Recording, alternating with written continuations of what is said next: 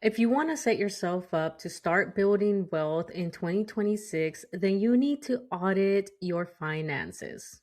Every new year, we set goals and we create this beautiful vision board of all our hopes and dreams and our financial goals for the year. And we just cross our fingers that this is the year that we're going to get our finances in order. We're going to reach some financial goals. But sometimes at the end of the year, you realize that something is missing. And that's because before you go and set your financial goals, you need to audit your current finances and set that starting point. And that's what we're going to do today. We are going to take some time, kind of like a workshop on auditing our finances, what we did last year, and kind of reflect on it and set that foundation. And then we are going to move into setting some financial goals. And that's what we're going to do today. I'm going to walk you through auditing your finances so you can have a starting point. Because before you go out there and start saying, hey, I want to save this much, I want to reach X amount of money in my investment accounts, you need to take some time and set a foundation, get a starting point, and see what it is that you were doing, what maybe you did not necessarily wrong, but could have done better. And we're going to go through this together. And the first thing we're going to do is check our financial vital signs. What is going on in our finances right this second? Now, before we get into it, because we're going to go into our debt, we're going to talk about monthly spending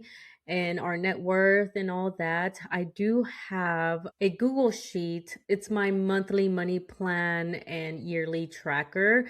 You could get a free copy. I'll have it linked in the description and the show notes. And that's what I'm going to be using in this video. And if you're listening to this in the podcast and you want to follow along, definitely pause, go get your free copy, and then come back and we'll go through it together. The other thing you want to do before we get started is have a list of your expenses, your debt, all that stuff.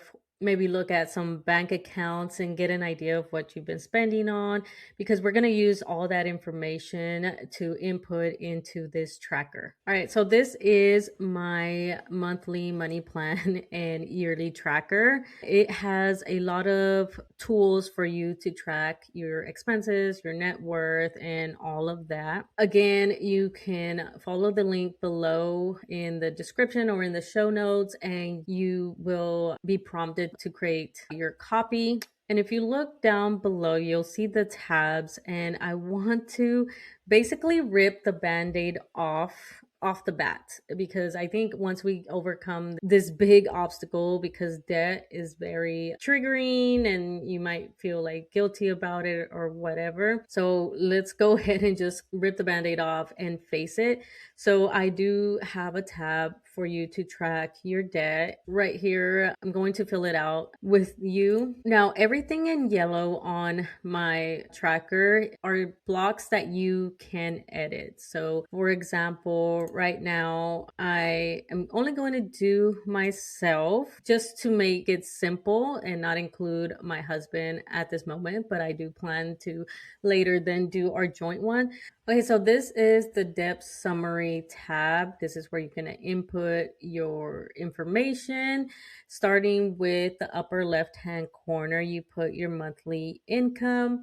And then in the middle, you'll see that it will automatically add up all your debt. And then on the right-hand side, you'll see that it automatically calculates your debt to income ratio, which is something that you want to look at if you are planning to like apply for a mortgage loan or something like that, because you want to stay below a certain amount to get the best financing options. And also just to track for yourself, maybe you have a goal to be under a certain ratio. Now, in the middle is going to be your debt obligations, but this is mostly for like credit cards. Down at the bottom, you'll see that I have for loans like the mortgage, car loan, and I just like to have them separate, because here in the middle, you'll get like your minimum monthly payment. You'll see that it'll automatically calculate an estimate of a minimum monthly payment. And then that way you can then use that to plan actually paying it off. And in the future, I want to add a tab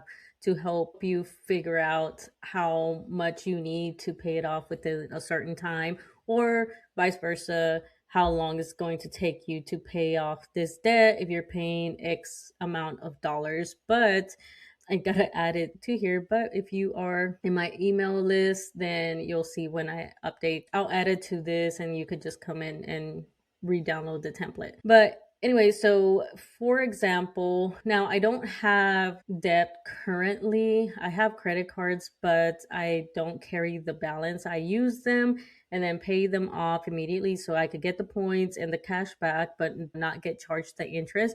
But for example purposes, let's say I have my Amex credit card, I have $1,000 balance and the APR is 26%. And this means my estimated minimum monthly payment is $30. And then you're going to put your credit limit. Let's say right here is $10,000. And then it's going to give you your credit utilization for that credit card. Now, real quick, is the reason I have this here is so that way you could track your credit cards and make sure that you are staying under a certain percentage, because you don't want to have it above 20-30% utilization, because then that really can hurt your credit score. Because a lot of people think like, oh, if I have 3 credit cards and they're $10,000 each, then that's $30,000. So, just 30% of that.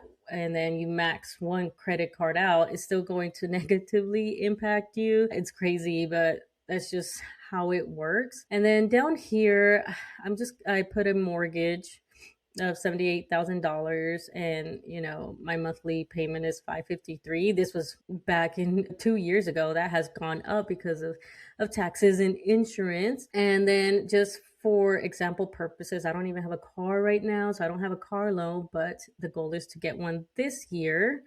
So I will be putting that in here, but right now I don't have one, so I don't know. So let's just say it's 24,000 and my monthly payment is 600. And so then you'll see that it has all the totals below. And so my debt to income ratio is 27%.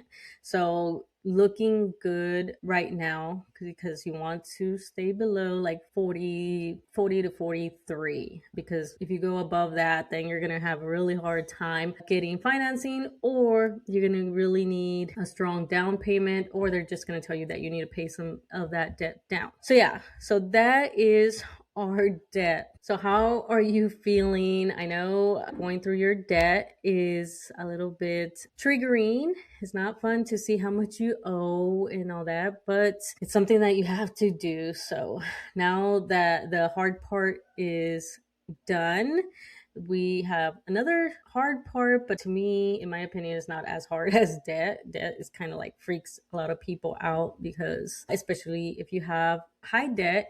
And again, this helps you understand how much you owe and has it right here. And eventually I'm going to put debt payoff plan on here. I just haven't had the time to actually add it on here, but you could always look for some online, and I'll link one that's free down below that's easy to use. Now, the next thing we want to look at to set our foundation is to understand our net worth right now, because if you haven't been tracking it, you should start tracking it.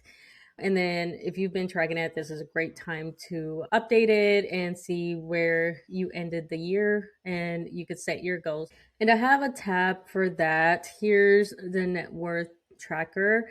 Pretty simple. You're basically just going to put what you have, your assets, and on the right side, you're going to put your liabilities. So liabilities are like your car loans, your mortgage, student loans, anything like that. And then on the left side, you're going to put like any cash, what you have on your checkings account, what you have in current savings, what do you have in 401k, things like that. Anything that is income, even like vehicles, or maybe you have some fine jewelry that is gold or whatever. You could put that in here and you could start tracking your net worth.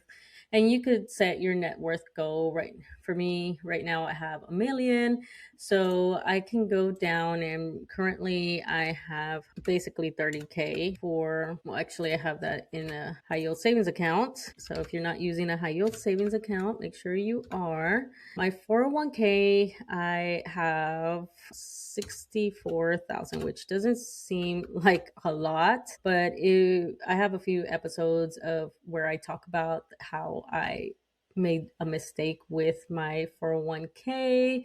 Mine is called a thrift savings account, a thrift savings plan, not, which is basically the military's 401k. And just kind of little short story is I didn't realize that I was sending money to it. And obviously I wasn't sending a lot when I first started in the military, and I had no clue what I was doing. So I was in what is called the G fund, and it's just bonds and stuff like that that give you barely any return. And so I wasted a lot of time. So I feel like I should have been way more, but it is what it is. Lessons learned. And then my house right now is kind of hard because we don't have a appraisal yet for our current house. So I'm just gonna put 320 based on like comps around here and just like lowballing it as well. My one of my rentals are 140. I don't have any cryptocurrency, so I'm just gonna put rental 3 because I have a third rental, and all of them are in the same kind of market. So I'm just gonna put like 135 as well. So I'll put 135, 135 on all of them. So I have 3 rentals. I don't wear jewelry, so I don't have anything fancy. I want to start collecting, especially gold, of course. Then what else do I have? Business. If you have a business, your equity, inventory, equipment. I don't have a car, so I can't put that. However, I do have another investment account. So it's M1 Finance, and this was one that I started, like I just started putting into it, and I have 20,000 in there right now. I started this one almost at the end of COVID, middle of COVID. So I just started sending like $200 there. So yeah, that is where I'm at. And as you can see, my assets are 849.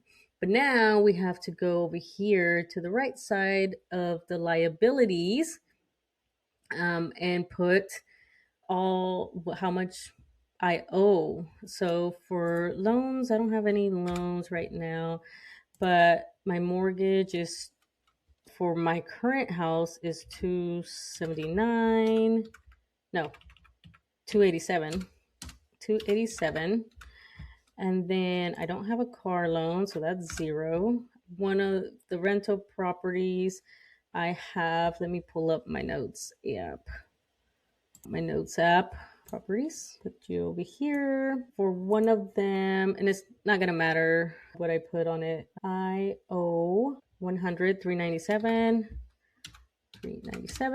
Next one I owe 78, 358. 78, 358. And then the last one, 75, 377. 75, 377. And I don't have anything else. I don't have, again, I paid off all my debt. I don't have a car. I don't have student loans. So, and my credit cards, I pay them off immediately. So I don't count them. And I never have like a high balance on them. It's usually just paying like subscriptions and stuff or shopping or whatever. So now that I have all of that here, my net worth currently is 307. And my net worth goal is I want to hit $1 million. So on the right side, you'll see like a way to track it and kind of like see you go to it. So yeah, let me know what your net worth if you're not shy about it. And again, if it's not high, it's a starting point. Remember, at least we're doing something now. Don't feel guilty about it. Don't feel like it's easy to feel like, oh man, like even me at 307, someone might say like, oh wow, like, that's nice because somebody else has a lower one. But then I'm going to see someone that's like at 600 or whatever. And I was like, oh my God, I'm behind. But no, doing it in my own pace. So don't get discouraged. Now we could get into the budgeting portion where we're going to go through and kind of see what our current expenses are and just do a snapshot of what we have been doing currently. And then this way we can, when we get to the portion of where we're like looking at our financial goals and things like that, we can go back and see where we can maybe cut back or increase like a savings or something like that. But before we get into the budget, you'll see that there's one for each month. You do have to go to the section where it says categories, because this is where you're going to put like expenses that you might already know. So, for example, mortgage and rent, or your rent, that's kind of like an expense that is pretty stable. So for us it's 3,800, and then we know the water and electric and internet and our phone.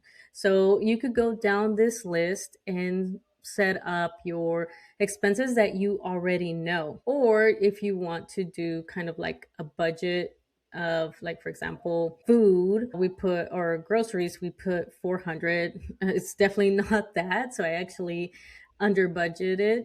And then same thing with restaurants and food delivery. It's definitely not 800 now, because we don't order as much as we did when I also worked, so we had extra income. Now it's like, okay, no, maybe let's do 300. And actually now my husband just goes and gets it, so it's not even as bad. And then I don't go to the gym anymore. I just walk around here. I budget for a facial, but I gotta see how much, but I'm gonna leave it at 75. Mani, pedi, I guess 120 is what I want to budget for. Massage, I usually pay 75. And then my shots, actually, I do take GLP ones, which, by the way, I have lost about 30, over 30 pounds now.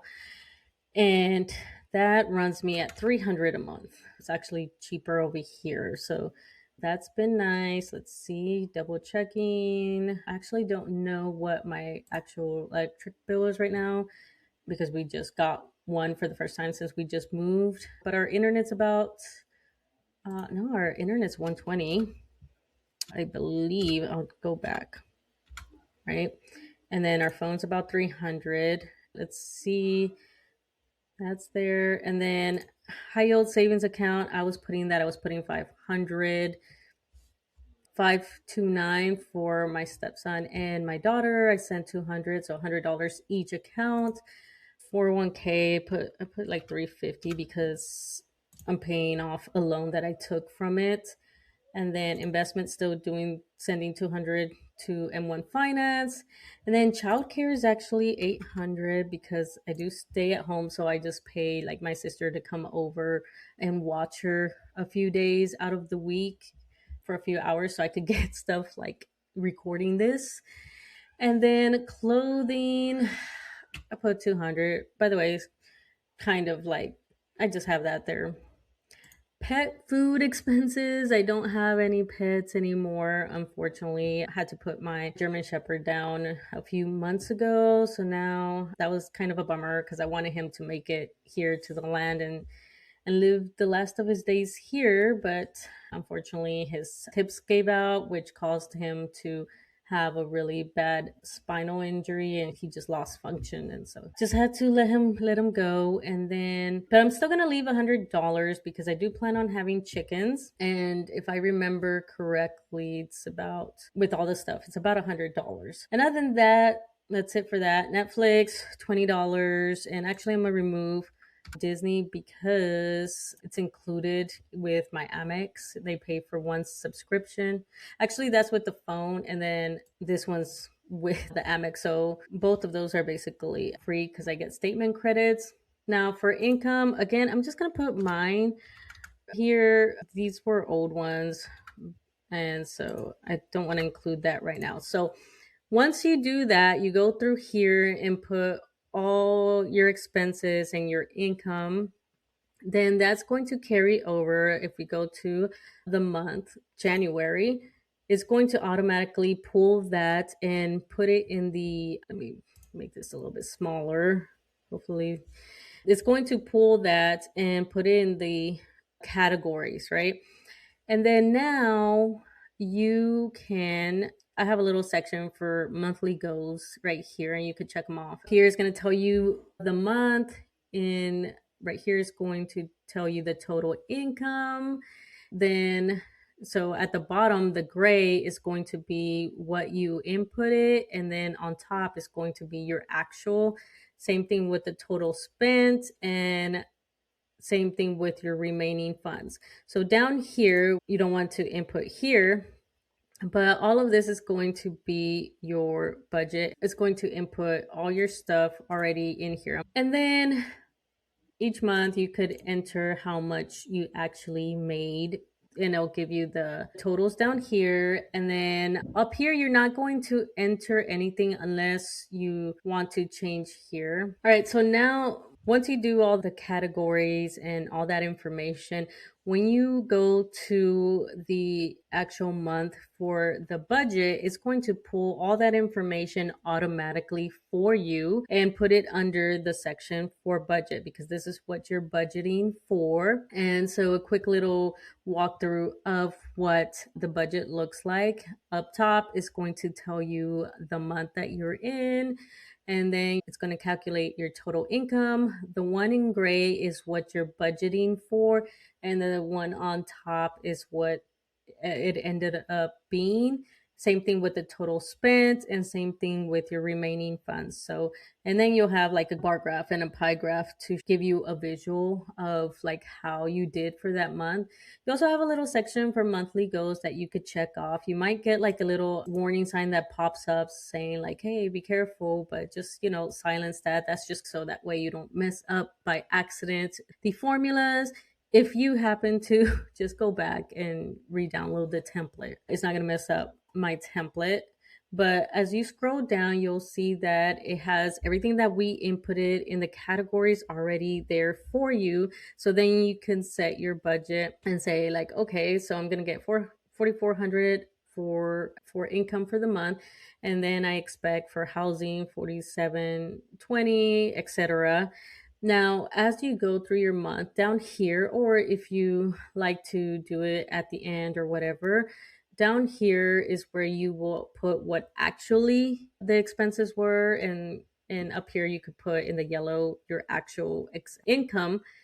And so then all of that's going to automatically calculate. And so you could just double click for the date, put like, I don't know, let's say 200, and then you'll do the drop down for whatever. Again, the drop down menu is going to be available and for whatever you put on there. So let's say it was electric. So then I put the 200, and as you can see over here, it automatically updated that. So now I have a running tally of $200 already for the housing budget. And then as you can see, it adjusted here on what I spent so far, 400.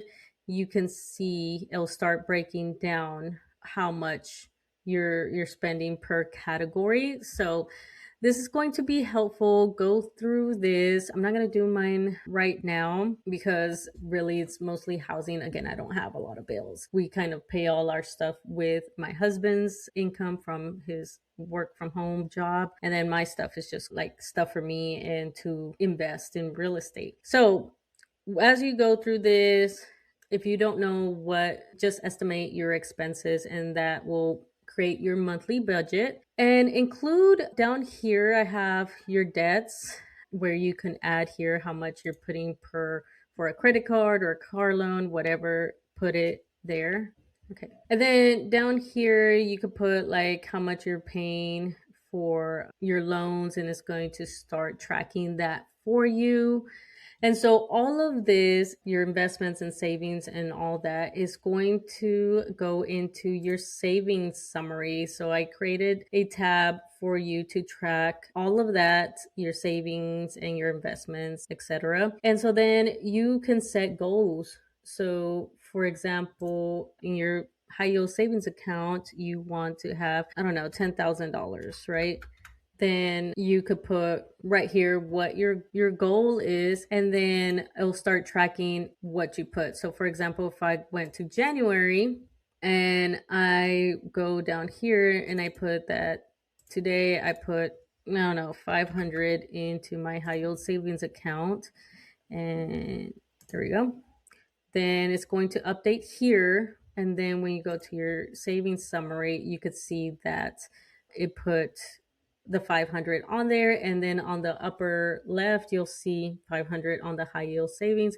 And then the bar graph is going to start giving you a visual that my goal is 10,000 and I'm right here. I'm making progress towards it. And so that's going to help you for your savings and your investments, all of that. So, what I want you to do is go through what you've done the past 3 months or whatever and see what expenses, what you spent your money on, and all that. And so, take some time and reflect on like what your thoughts are on what you see on your audit, something that you could have done better, or are you okay with what you've done? Now, the last tab that you want to look at is the yearly summary.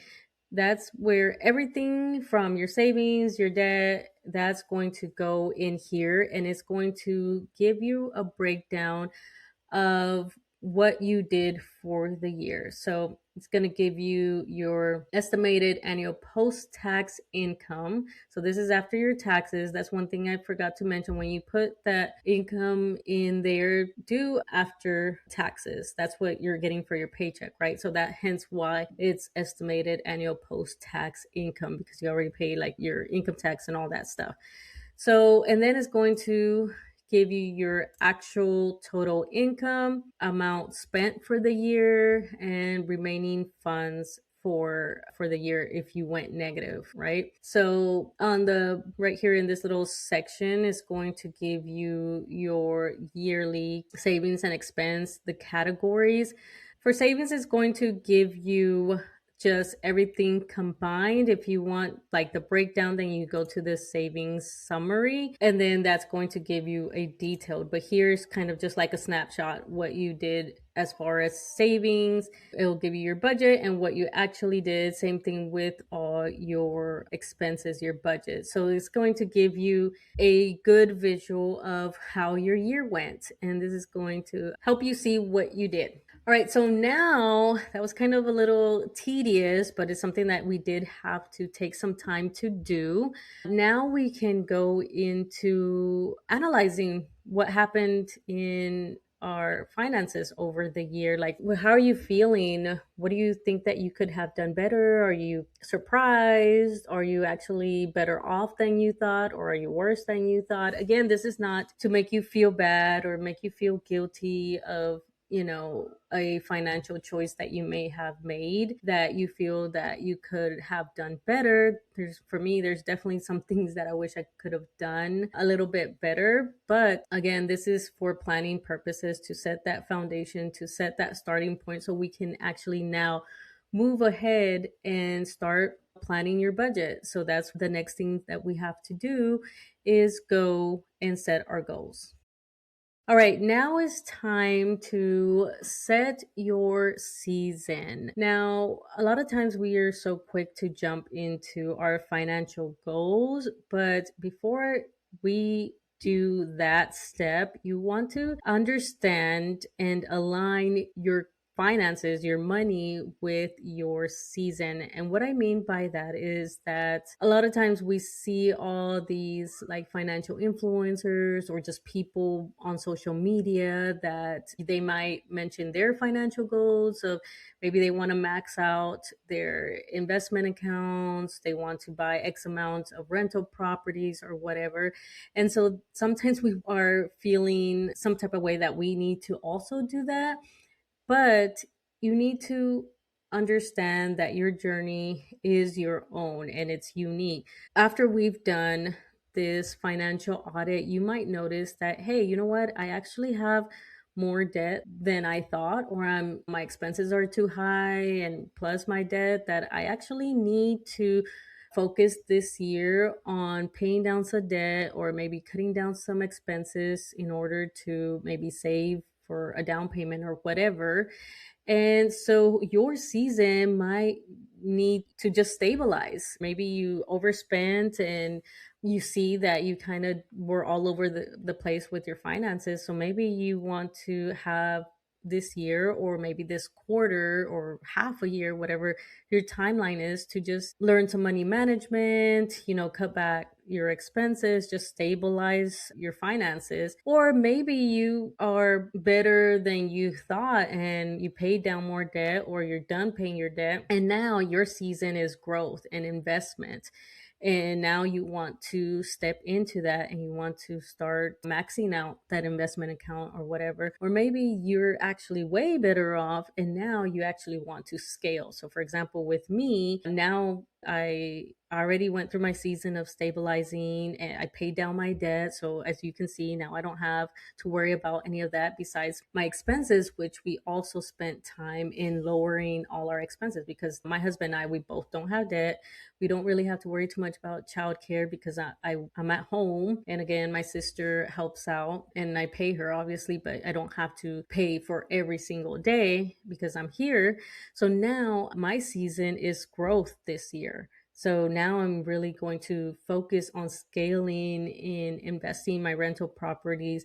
I don't think I'm going to plan in maxing out my investment accounts for myself because again, I'm focusing on real estate, but I am going to focus on increasing investing for my kid and maxing out, trying to put as much, if I can't max it out, putting as much into their 529 and their investment accounts. And also, one thing I'm going to look into this year is also getting them a Roth IRA, a self-directed Roth IRA, by paying them an income through my businesses, right? And so that's my season.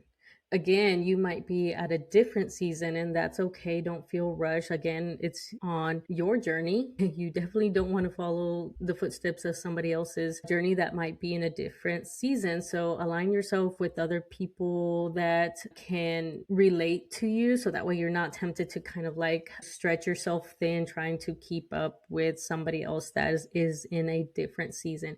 And again, there's no shame in that, okay? Just make sure whatever you decide, it reflects your finances. So just take some time and ask yourself, do you need a pause? Do you need to stabilize? Do I actually need to push, my investments, savings, or whatever? Was it a chaotic year? I know with this past year, like a lot of stuff was happening. Like it was layoffs, there was tariffs, high cost of living, groceries, all of that. So it was pretty chaotic. So maybe it's time to just like set that foundation. But yeah, just listen at what your finances are telling you. And with that in mind, now you can go and set your financial goals based on what fits your needs and what season you are in.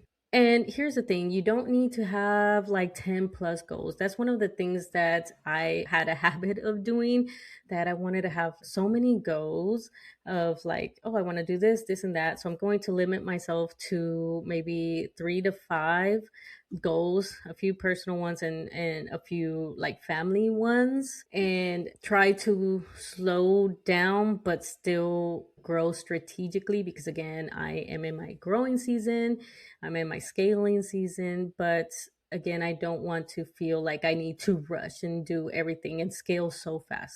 But when you set your goals, and I'm going to do another episode on setting financial goals. Again, this is going to be a series of setting your finances up for 2026, but just remember to set your financial goals using the SMART method, making sure that you have a plan, that they're measurable, that it's something that is actually achievable for you, and don't set yourself up for failure. Just small steps. Any step is better than just standing still.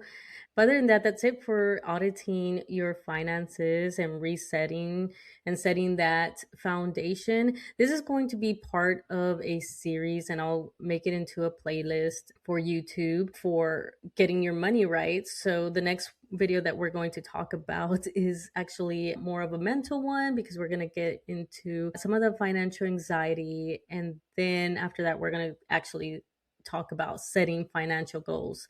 So make sure you tune in, you subscribe, or follow the podcast to make sure that you're notified when the episode drops. Other than that, let me know any thoughts. And if you have any feedback for the spreadsheet, definitely let me know. And don't forget to sign up for my newsletter, because that's where I will be notifying when I add that debt portion, the debt payoff calculator. And also, I have a lot of useful information in my newsletter. So all that information is linked down below. And I will see you in the next one. Bye. Thank you so much for listening. Don't forget to like and share this episode so others can also find this podcast. Don't forget to follow me on all my social medias listed in the show notes below, where you can also find resources to help you in your financial journey. If you're interested in becoming a guest on the podcast, you can find that information in the show notes. Other than that, thank you so much for your support, and I will see you in the next episode. Bye.